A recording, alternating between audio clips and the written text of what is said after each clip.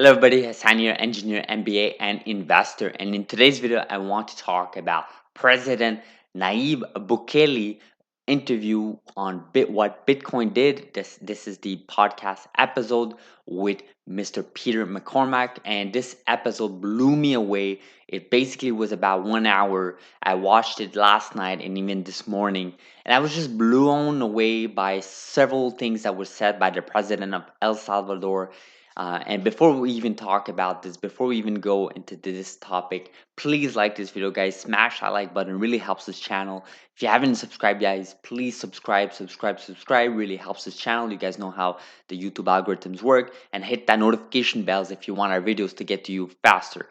So, the president of El Salvador, right, a few weeks ago, he and the country announced that they are making Bitcoin a legal tender in the country of El Salvador. This is a Central America country. This is the first country to ever do it for Bitcoin, not just Bitcoin, but just cryptocurrency in general.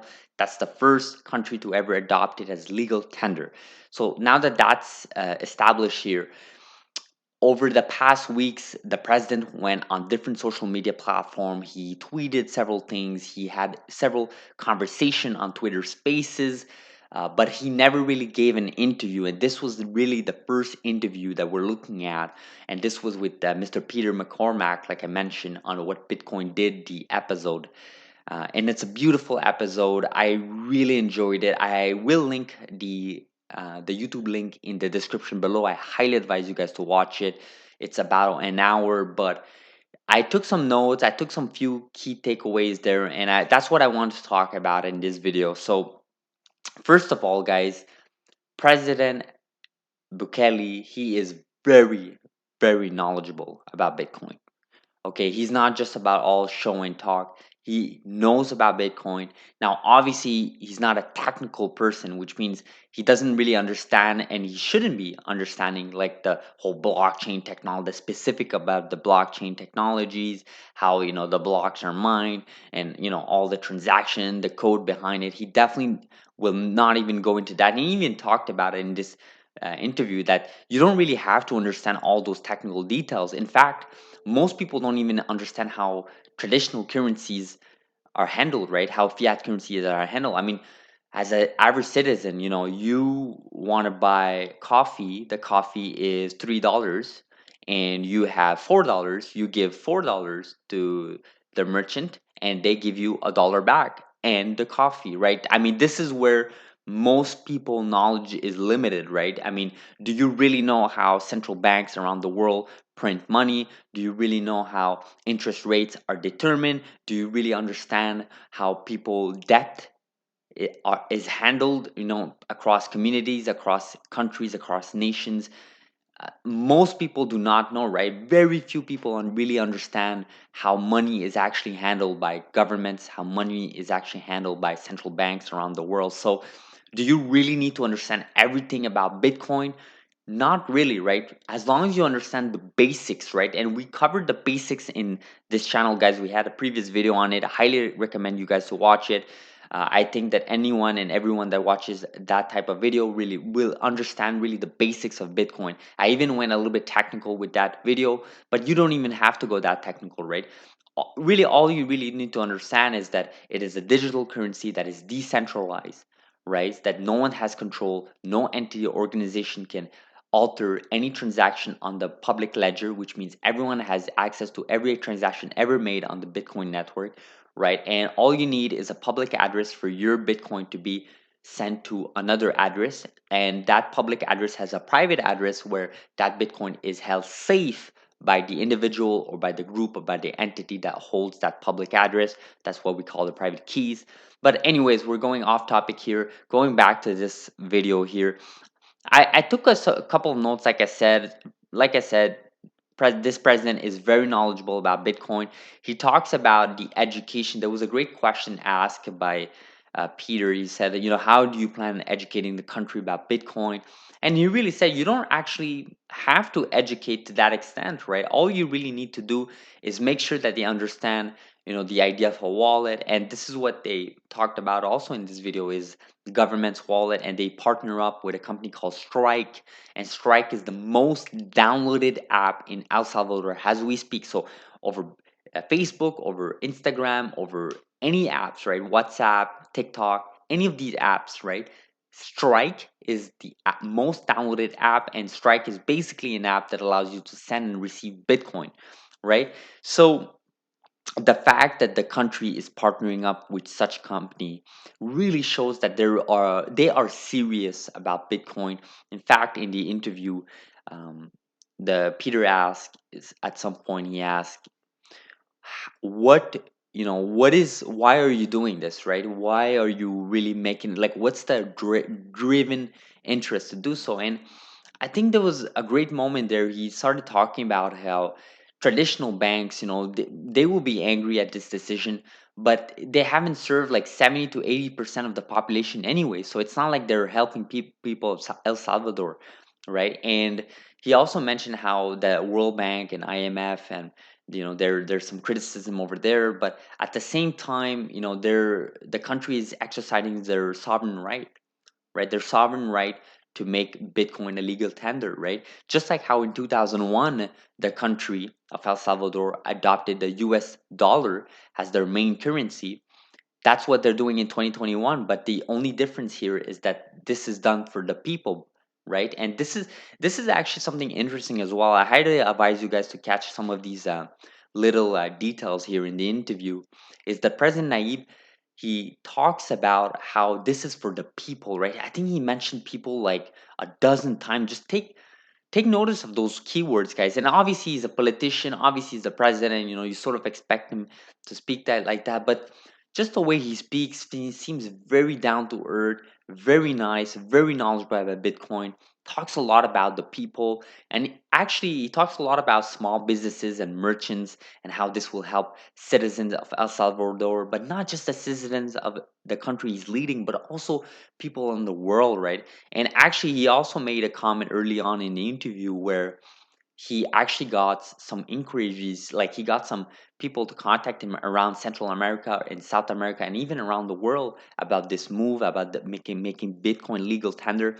I think it's catching the eye of many politicians. That's what he said, right? And he even mentioned some countries, right? Paraguay, Panama.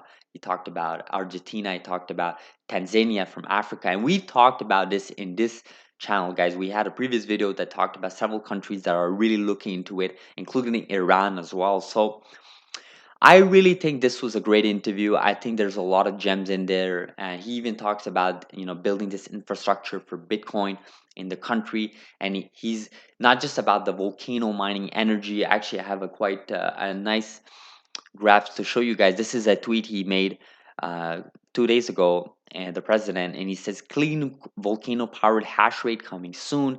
A sneak peek. Obviously, these are CGI pictures, and really you can see these beautiful pictures. They're really showing their future plans with their infrastructure to mine Bitcoin. And again, if you're not aware of what this is about, the whole energy story, the whole energy FUD by legacy media and by people that are skeptics of Bitcoin. He talks about how the country is adopting infrastructure that will promote clean energy, green energy to mine Bitcoin, right? And if you don't understand the concept of mining Bitcoin, you can reference to our previous video. Like I mentioned, we talked about the concept of mining Bitcoin. But this is what you want to see, right? This is not just about making Bitcoin a legal tender and allowing merchants to benefit from it. And actually, there was another point as well I also wanted to mention about making Bitcoin legal tender. In the interview, he talks about um, how Article 7, Article 8 allows citizens not to be discriminated if they don't have Bitcoin, right? So that's very a keynote, guys. He is promoting Bitcoin to his citizens. He is promoting Bitcoin to merchants, but he's also promoting the idea not to be discriminated if you don't have Bitcoin, right? So that gives the freedom of citizens to take their time, right? You're not forcing anything on anyone. I think there's like a 90-day. I think even Peter said that that was quite aggressive, but Nayib basically said, the president basically said, say, hey, look, we work really well under pressure. Why should we wait? And there are really minor risks, to this, right? He talks about risk and he said, look, the current system is not working anyways. Fiat currency from being based on the US dollar is just not working for the country anyways. Over 70-80% of the population don't have bank accounts, right? So the people are not being served. Okay, and also this is another topic maybe for another video, but the whole pandemic when it started, right? All the printing from different nations, including the US, right? Printing money. The country prints money. The country spreads this money through its citizens, through stimulus checks for Americans. But a country like El Salvador, they are based on the US dollar. They didn't get those stimulus checks, guys. Like all they saw was inflation. All they saw was the cost of goods increased because their money is being printed by another government, by another central bank, another country, and they're basically depending on that. And really, in 2021, that's exactly what they decided to move away from, right? They want to move away from that. They want to build their own independence. They're exercising their sovereign right. And he talks about how there really are no to little risk involved to that. Yes, some people are mad, but it is what it is. That's the decision they took. That's what you want to see uh, from an interview like this from a president that really want to make Bitcoin legal. You're going legal. You're making, not just dipping your toes in the water. You're going full in, right? You're not just going, let me just test the water. Let's see how it goes. You're really going away from legacy system, going away from legacy fiat currency, and you're moving forward for a new future for a newer generation. There was a beautiful moment in the interview where President Nayib talks about how this will take time.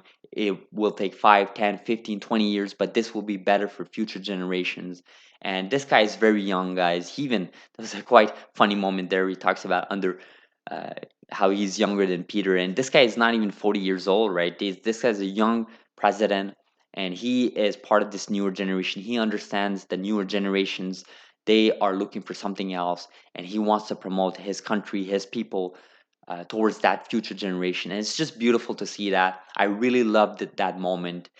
And it was another funny moment too. Again, you guys can watch the interview on your own. It's about an hour. It's quite a good one. Like I said, a lot of hidden gems there.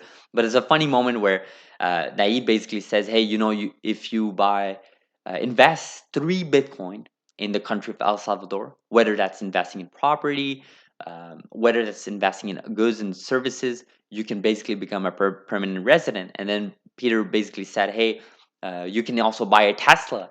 Right, in El Salvador with 3 Bitcoin, and boom, you become a permanent resident. So I found that funny that they brought up Tesla in the video. Obviously, this is a reference to Elon Musk talking about Bitcoin and so on. But it is what it is. Beautiful interview. I really appreciated it.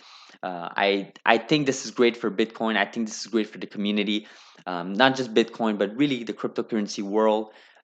Yes, there's a part in this video where they talk about how this is just for Bitcoin. This is specifically for Bitcoin, not for any other cryptocurrencies.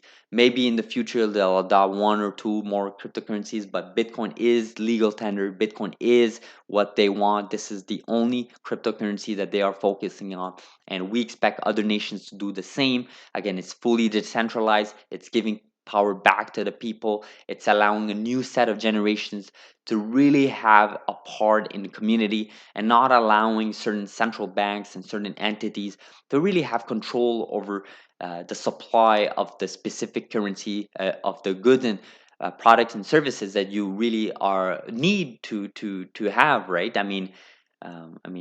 This we talked about in the previous video, but if supply is unlimited, then you can't really say much. This is where we go into inflation. This is where your $100 in your bank really decreases in value over time, right? And that's what Bitcoin is tackling, right? That's what the whole store of value is tackling, right? This is why El Salvador as a country is exercising their sovereign right. So this is a great interview. I highly advise you guys to watch it. They talk about a lot about other things as well, how legacy. Um, Experts, right, economists are all against Bitcoin because it destroys their notions about economy, destroys their notions, their books, their theories about money, about currencies, about how countries should transact with each other. So just interesting tidbits there. I really advise you guys to watch it again. Hopefully, you guys appreciate this video. I didn't want to make it too long. I know I sort of took a little bit of longer than what I expected, but I really advise you guys to watch this. This is a beautiful moment for the Bitcoin community. I enjoyed this interview. Highly advise you guys again to watch it. If you found this video useful, guys, please like this video. Hit that like button, smash it. If you haven't subscribed, guys, please subscribe. Really helps this channel. And we'll see each other in the next video. So thank you very much for watching. Have a great day. Thank you.